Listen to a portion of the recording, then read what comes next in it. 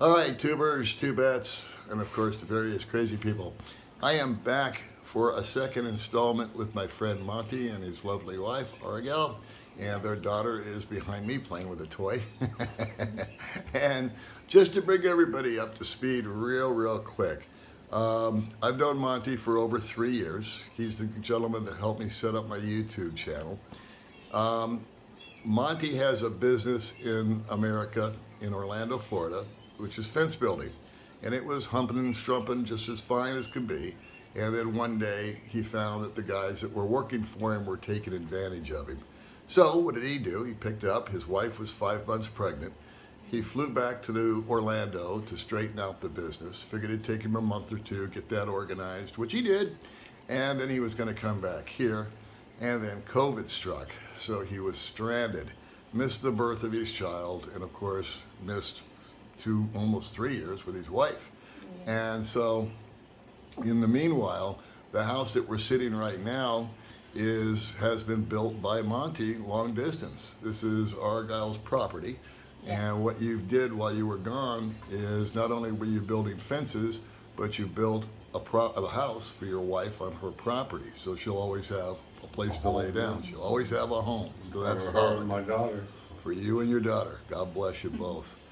Well, when Monty finally got a break and COVID lifted, he decided to come out here for just 2 months. He was going to visit his wife. He was going to take care of some business over here, spend time with his daughter, and then he was going to set up a pattern kind of bouncing back between the Philippines and the States. Go back there, make sure everything's running okay, come back out here. So like 3 months here, 1 month there, I think was sort of the pattern. And that was that. While he's over here, he was going to run his business, if you will, via the phone. His crew are not salespeople. They're crew. They're guys that laborers. They work. They're nice guys, but they're not, salespeople. They know how to go out and measure a yard, but they don't know how to sell a job. Copy that. Unfortunately. So, anyway, that's kind of the dynamic of that. And when Monty came out here on day number 2, he had a mild stroke. And then I think it was 14 days after that, he had a pretty good-sized heart attack. Oh, yeah. And that's where y'all met him the first time on my channel. Unfortunately, since then, he had another massive stroke about a week after that event, I believe the timeline is. That has paralyzed the left side of his body. For him to try to sell a job on the phone now from here, you take it from here. I sound like a drunk because I don't speak correctly. I've had a couple of customers hang up on me because they think I'm drunk before I can explain, hey, look, I had a stroke and this is the way I talk with it. And some people have been very nice and whatever, but I think a problem is they hear that I've had a stroke and I'm messed up, and they're like, well, maybe I should go with a different company or something. So I've had, look, I sold 8 jobs before I left, but they were all kind of small. And then they've looked at 18 jobs and they've only sold one for, I think it was $650. After everything was said and done, I made like $50. Yeah. And a month and whatever I've been here. So it's a mess. So I gotta try to go back home, but at the same time, I don't have anybody there to take care of me. And she actually has to take me to the bathroom, help me on the commode, flush the toilet for me, help me get up.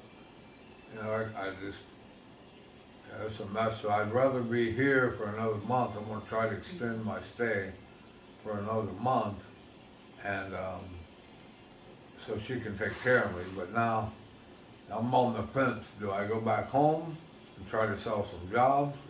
But am I going to be able to sell some jobs in the shade and stay here where she can take care of me? Because I live in a RV now, a fifth wheel, and I have 3 steps to get inside. Once I get inside the camper, I got another 2 steps to go to the bathroom. My bathroom is so tiny I can't get the wheelchair up in there, so I'm gonna have to crawl up in there or something to be able to get to the bathroom. And my bed's like 3 feet up off the floor as well. So it's Boy, gonna talk be, about the trifecta, man. it's going to be a challenge when I try to go home. Yeah, this had happened in the States prior to you boarding the plane. Yeah, We would have had a totally different outcome.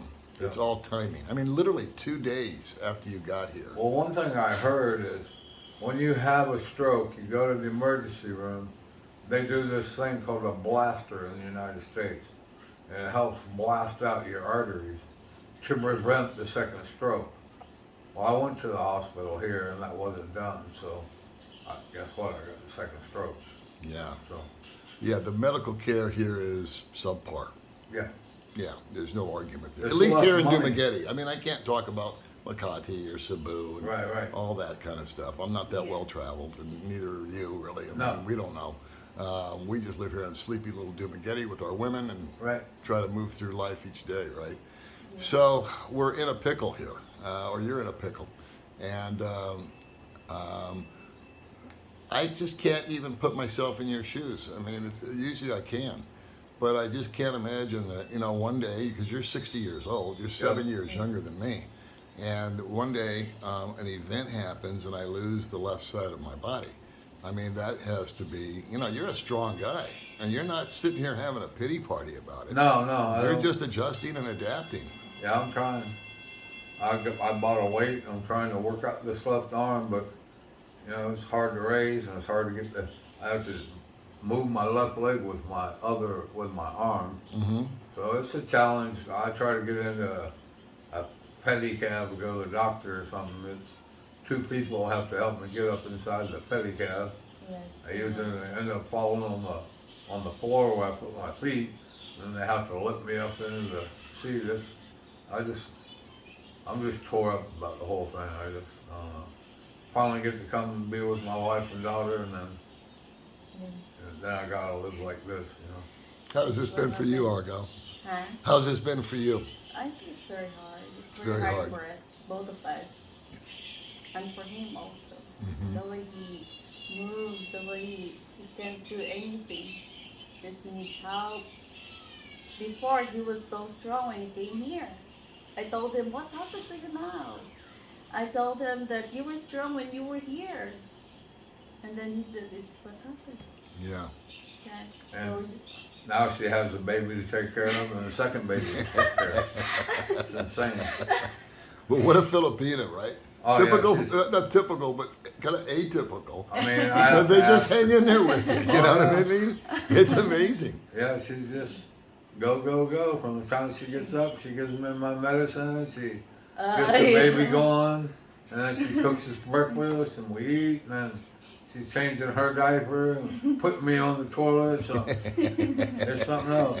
We need to put a medal on you. Yeah, I yeah. should make my body happy. I told her you definitely need to be a nurse. 'Cause you made it for her. Now, I've had some suggestions since our last video that if you got back to the States, you could get disability and all kinds of therapy and stuff like that. But Well, you you were know thinking that- about joining a support group, which I thought was brilliant. Right. I was just thinking about it, and I was like, I've heard of support groups for this stuff because I'm getting, I'm a little mental. It affects your brain. Yeah. So I've been having some panic attacks and of course depression because Yeah. I was a regular guy and now I'm Right. not. And so that's where I stand right now. I figured I could get a support group. If I could join a support group, they could tell me, oh, this is what you got to do that. Yeah. And you should go here, and this is the best doctor, and this is the best clinic to go to, and this is the best place to get your meds.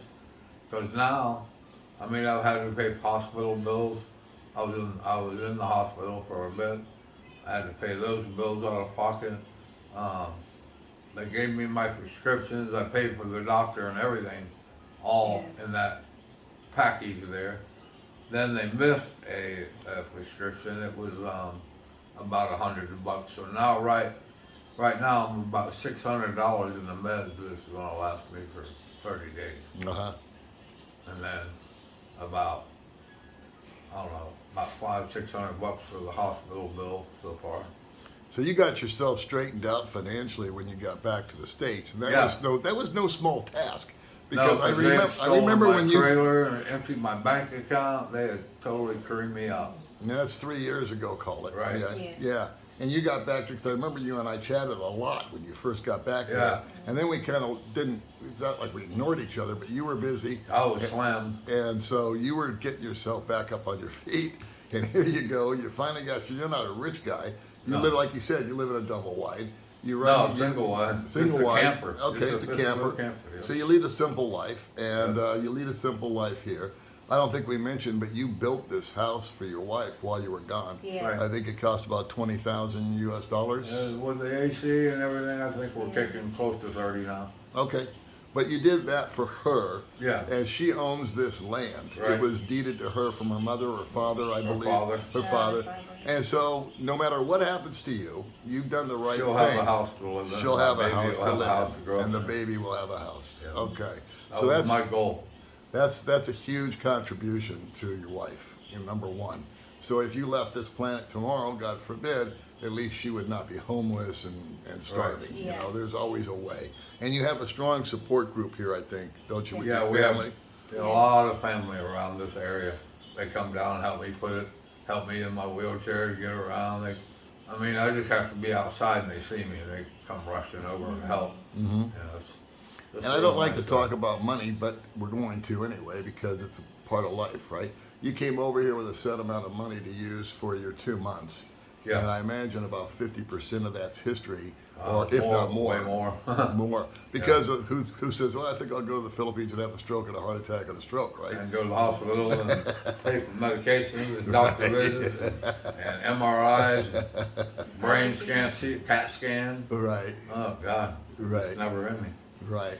And if you went home, that's kind of a pickle because you got no one there to take care of you. No. It's just your guys, and your single wide's not handicap friendly. I mean, it's No. not got a ramp, and No. the toilet's on one floor and the bed's on another floor. So, I don't know. It'll be a challenge. This is a challenge, and then just getting you on a plane we don't know about. Yeah, I don't know if I can take my wheelchair with me I- because pretty- I do have to change planes in LA to go to Orlando. My son's going to meet me there and try to help me, but if I don't have a wheelchair to get, to and from and get from one, you got to go from the domestic flights to international. Well, I think this is where we can reach out to our subscribers or my subscribers, because they're actually our subscribers because you helped me do the YouTube channel. Maybe they could give us some information about traveling. They've done it Yeah. before. They've been there. Yeah. They've done that. Either themselves or someone they know or a loved one or whatnot. How to get the hell on the plane? Right. What happens? I mean, I've flown and I've always seen people being brought to the Right, airplane in a wheelchair. Their wheelchair. But then they get off the airport. wheelchair, they help them in. I don't know if the wheelchair goes with them or not. And I hate to sound like I'm stupid, but I guess I just am. Yeah, I am too. I don't pay that much I don't attention. know. I'm so anxious just to get on the plane. And I've never really seen where you pick up your luggage, they see a wheelchair coming through there, so. Right, I don't know. right. And we got you a walker, and you fell on that puppy, and A couple Yeah. times, but you're getting used to that. I'm getting used to it. Yeah. But right now, instead of busting a move and doing things with your wife, you're basically just kind of like trapped here in the house. Yeah. And you got to be getting kind of bored. And I Yeah. imagine your wife's getting a little bored. She's probably getting a little bored taking care of me. Yeah. Well, it's a tough gig. Huh? But Yeah. Argyle, how you feel about this? I mean, you're a very, very faithful woman. You have a lot of faith in God. Yeah. I know that. Monty, you have a lot of faith in God. Yeah. So I think that's what we do is we cast this upon God and just ask him for his favor and his blessing and Yes. thank him each day Yes, I because nothing happens that he doesn't Have feel. another stroke. And I don't know. I guess we just ask for prayers and information from people. Yeah. Yeah. Anything else? That's kind of like the 411 information for here. This is the most important item right here. Right there. The Right breath. there. She's 2.5 years old, right? Yeah, she's Yeah. a little brat, but she's so sweet. Even if I go to sleep, Daddy, wake up! I want to play a game. So, Daddy, wake yeah, she's up. a sweetheart. She's gonna be a future doctor. But She's Your gonna be a daddy. future doctor, huh? Yeah. Yeah, all right. yeah, she likes the stethoscope, checking my heart. Stethoscope. But guys, if you can help me in any way figure out the airline thing, and if you have any information on that, I'd really, really appreciate it, because that's got me a little scared what I'm gonna do there. And I have to, I bought my plane ticket where there's a day space, just in case my airplane here was late to get to LAX. So I'm gonna stay in a motel there, and so my son's gonna have to meet me at the airport, help me in the wheelchair. He's a very tall boy, but he's very skinny. So we'll see how he does get me in and out. But if you have any information on that, getting from the domestic side to the international side, if they'll help you or whatever, and if I can take my wheelchair and my walker, it's a big question I have. Okay, and you're going into Orlando. Yeah. So you never know. There might be somebody watching from Orlando that says, "Hey, man, I'll come to the airport and pick you up." I had that happen when I went to America. A guy said, "Hey, I'll come pick you up in LA." Yeah. So, we're not asking for anything other than prayers, well wishes, and maybe a ride to and from Yeah. the place. Yeah. And Argyle, what do you think about your future here? I mean, this has been a big shock to you. Yeah, I know. But you've been a very loyal, dedicated wife, right? Yes, you have. Yeah, I do. Yeah, 3 years. 3 years I was gone. She could have. A lot of young girls could have messed around or done something. Right. No, we're on the phone every day for an hour to 2 hours, and Uh-huh. got the baby on the phone. She even knew who I was when I showed up. Erica came in on the motorcycle. I was sitting in the chair, and she goes, "Daddy." Yeah, she knows it right She away. knew me right away. We were on the phone. That's awesome. Because we're on my the phone every daddy. day.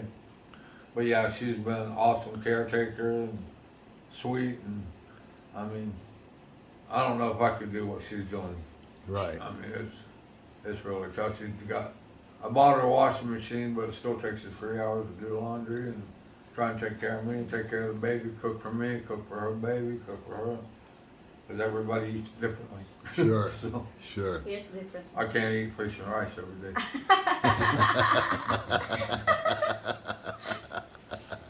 Well, that's a good one to leave on here. We had a nice little bout of laughter throughout. Okay? Yeah. So we'll end it on that. Okay. So Monty, Argyle, thanks so much Thank for you, being on the guys. channel. Thank you. And I Thank know you, that. Paul. You've been a good friend. to No, me. it's all good, brother. Yeah. And I really just want to ask one more time for the guys out there for prayers, well wishes, nice comments, and good information, okay? Because we're kind of at a loss what to do here. All right? So we'll see everybody later.